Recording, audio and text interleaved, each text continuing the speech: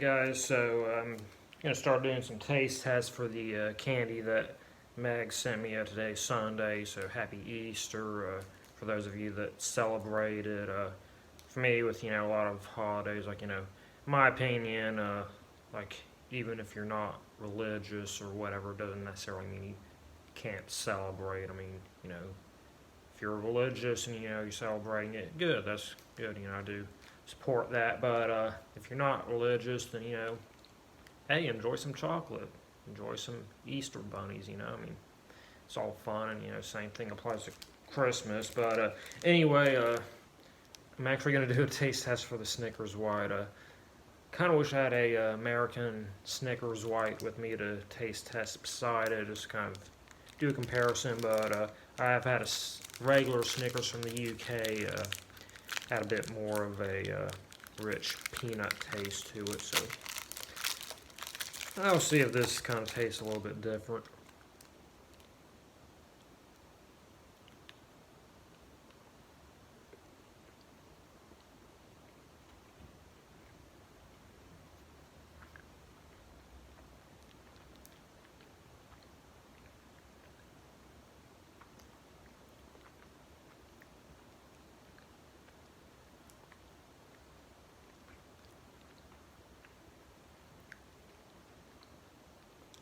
Yeah, so for those of you that saw my American white chocolate Snickers, I am fairly convinced that they changed more than just the white chocolate. Like, had kind of a little bit more of a salty taste to it, which I'm not necessarily complaining about. This tastes a little bit closer to what I think a regular Snickers with white chocolate would taste like, which is also good, so.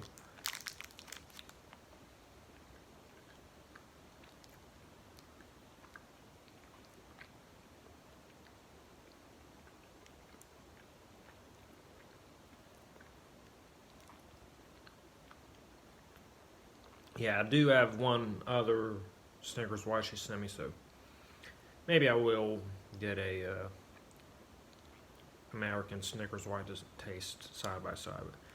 But, I enjoy them all. Snickers are always good. They never let me down. Alright, so I've already decided I want some more candy, so I'm going to try the Double Decker now. It's nougat top, crispy bottom, and Cadbury milk chocolate, so sounds like it should be good. Sounds fairly straightforward, but tasty nonetheless. And it seems like a fairly obvious combination, yet I can't think of any American candy bars that are like that, so let's try it out.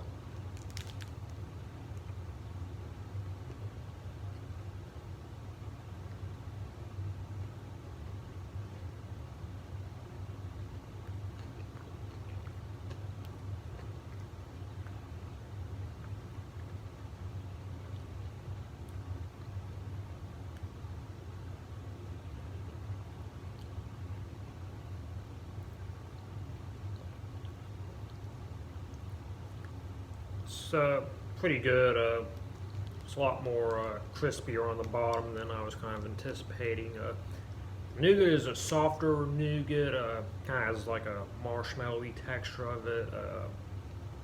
So I'm not a big fan of, actually, haven't had it in such a long time, I'm not sure if they even put nougat in. I think it's actually like a softened or chocolate cream, but I don't like that, like Three Musketeers texture, but this is a little bit chewier than that, so I rather like it. Hey guys, so I just got back from having Easter dinner with my mom, and as per usual, she gave me a basket of candy, so I just kind of thought I'd go through to show all the stuff that she sent me. But she sent me gave me a Hershey's Cookies and Cream Bunny, because I love cookies and cream.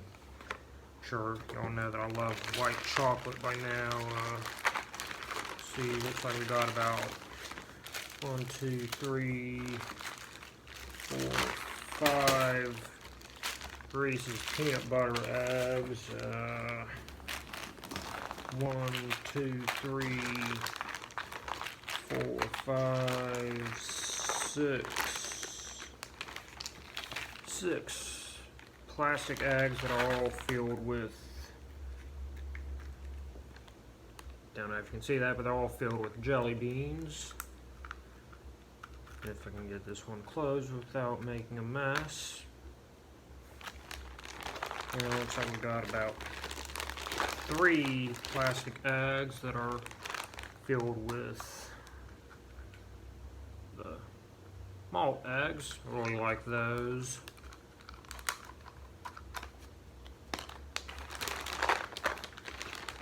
Then it looks like I got 2 Cadbury cream eggs. A little bit of that grassy stuff, but yeah, I can't have Easter without some Cadbury eggs, as well as 2 Cadbury caramel eggs. I thought I'd just share that with you. Alright, I'm going to now try the Star Bar, which is peanuts and caramel, so see what that's like. Alright, so got it unwrapped.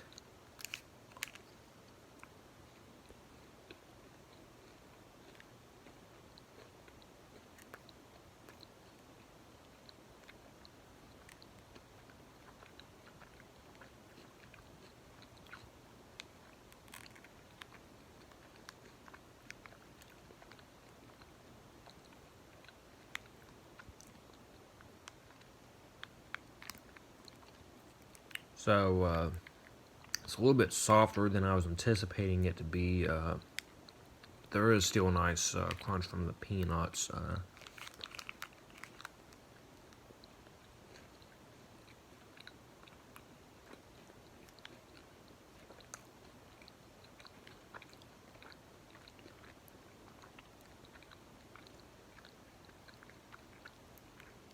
Yeah, overall this is pretty good. Hey guys, so as if I didn't have enough candy already, recently saw this and it caught my eye. M&M's Fudge Brownie. I have no idea how long these have been out.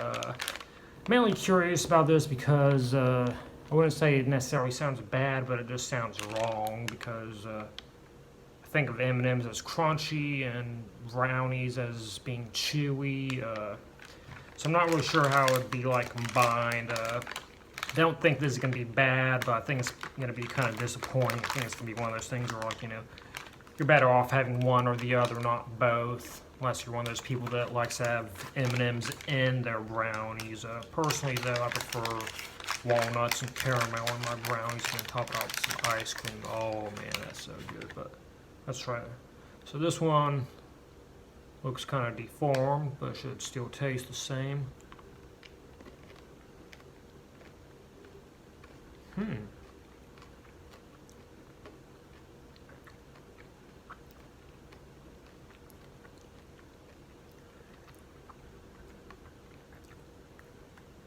I am impressed. I feel like they actually got the balance of crunchiness and chewiness down pretty well, actually. So they have a pretty decent layer of like chocolate. Let's see if I can bite one.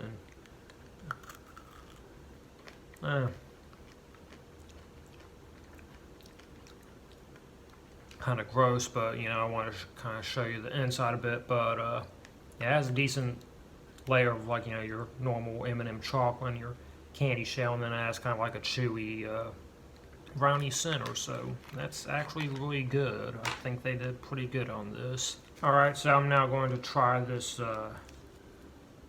Cadbury Whisper Gold. So it's said it's Cadbury milk chocolate with a layer of caramel. This actually sounds like a lot like a, actually it's aerated Cadbury milk chocolate, so it's probably going to be a little bit different. But we do have a, actually from Cadbury candy bar called Caramello, I think it was. I think I've only had it once, though. It was pretty decent. In memory, thought the caramel was a little bit too smooth from my taste. I kind of like a more stickier, sweeter, thicker caramel. But we'll see if this is anything like that.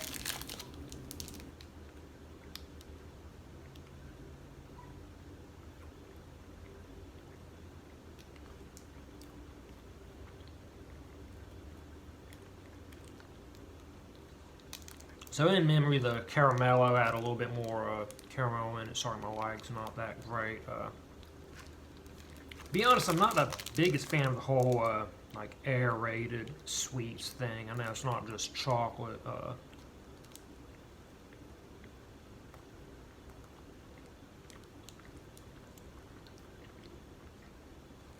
Means candy bars like that are alright. It's just not really something I'd go out of my way. I do remember, what was that berry pastry that is shaped like a fish from Tokyo Treat?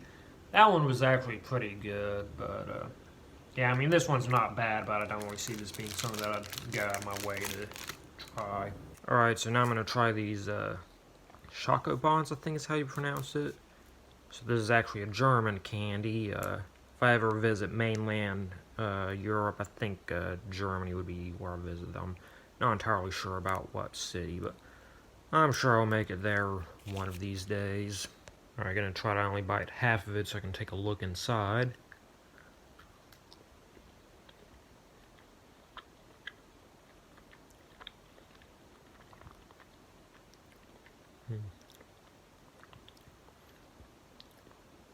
Interesting. So I was kind of expecting the inside to be more of a cream. It's a little bit more harder. Kind of. Yeah, it is a cream, but it's a more thicker cream.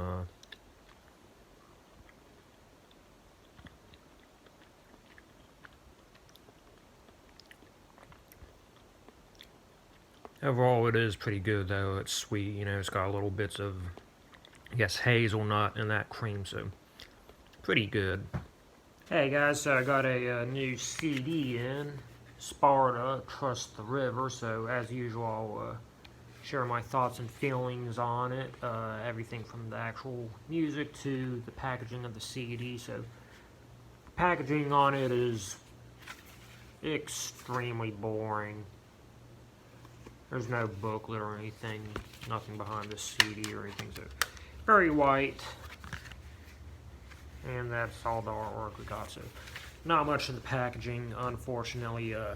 Don't know what the vinyl was like. I don't know what's up with, like, a lot of vinyl has been shipping from Canada for some reason lately, I've noticed, and for some reason, like, shipping on vinyl from Canada is, like, ridiculously expensive, like, usually as expensive as the record itself. And, like, I got another record that's, like, I got coming in from the UK, and, like, even that's cheaper than, like, shipping for vinyl from Canada, so I don't know what's up with that. But, yeah, all that aside, Sparta is the band of Jim Ward, the former rhythm guitarist and backing vocalist of At the Drive-In, and he hasn't been very musically active for the last several years, but after At the Drive-In broke up, he did start Sparta, but after releasing 3 albums, he kind of took a hiatus from making music. He had another band, Sleeper Car, but yeah, I've just always been really wanting him to make new music again. I mean, I don't care if he rejoined At the Drive-In or what, but yeah, like every once in a blue moon, he'd release a new song with Sparta, or, you know, play a show or go on a short tour. But I mean, for the most part, Sparta and anything else that Jim Ward would be involved in has been really inactive. And then when At the Drive-In got back together, Jim Ward didn't participate in it, but all the people that could have replaced him, it was the former lead guitarist of Sparta, Keely Davis, and I just thought that was really weird. But either way, after all this time, Sparta is finally back together, or at least a version of it. The only members that returned were Jim Ward, of course, and their bassist, Matt Miller. The drummer and lead guitarist are new people to the band. But yeah, this album is a lot different from what I traditionally associate with Sparta's sound, which I guess isn't such a surprise since, you know, 1, it's been several years, and 2, half the band is new members. But with that said, I still don't think it's bad. I describe it as being more straightforward, kind of more rootsy sound. Overall, this album just rocks. Doesn't quite have the emotional energy that I associate with Sparta, but I still think it's a really good album. One thing I do find kind of funny has the credits and listing of the band members here, but on this album, David Garza played keys, guitar, and backup vocals, but he's not actually a member of the band. The actual lead guitarist of this band is Gabe Gonzalez, but he only played on, looks like he only played guitar on one song and organ on another song, so that's kind of funny, I guess, but overall, I really enjoyed the album. Hey guys, I got another fucking pen order, so let's get into it. This is from Rockin' Pens, who, as their name suggests, does a lot of music-related pens. One of my favorite pens in my collection is from them. It's based on the cover of Pink Floyd's Animals. Might try to remember to insert a picture of it, but there should be two pens, and they're both from somebody who probably have more pens for this particular musician than any other band or artist. So yeah, let's get on into it. They're pretty good sized pens too. Wasn't expecting them to be this big. So first off, we have a pen based on David Bowie's Heroes. And next, one of my personal favorite David Bowie albums, though Heroes is still quite good too, of course. We have Low. So yeah, I got me a couple more David Bowie pens. Pretty damn good ones, if you ask me. Hey guys, so to close this vlog off, I'm going to open up a order from Nerd Pens, so let's go ahead and get on into it. One thing that I really like about Nerd Pens is just the variety of pens that they do. I mean, they do a lot of, your movies and TV-based pens. They also do a lot of original designs, and my favorite thing is that they do music-based pens. So let's get it open. Looks like we have some sort of note or postcard or whatever inside there. So see, if I remember, isn't this from oh, what is that overrated horror movie? The Shining, I think.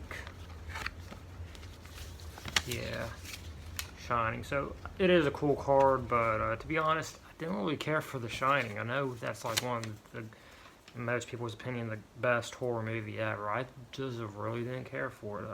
Then it says, thanks again, Clayton. Enjoy the free mystery pen. So yeah, another thing that I like about them is for every 2 pens you buy, you get a free mystery pen. So just gonna go one at a time. So looks like this is our mystery pen. It's a hand holding scissors. It's probably from something, but I don't know what it is, or it could just be an original design. I honestly do not know. Then got a pen from Clockwork Orange. Clockwork Orange is a good movie and a good book. I really enjoyed both. So I really like this design. I mean, I like how it's appropriately orange with the white background. Very simple design, really, but a really good one nonetheless. Then the next one, as I said, I'm a big fan of his music pens. So we got a Bob Dylan. So let's look at that. Like how he's playing his harmonica and, holding a cigarette. So really cool. So yeah, that should be the end of this vlog. So thanks everybody for watching, and I will see you next week.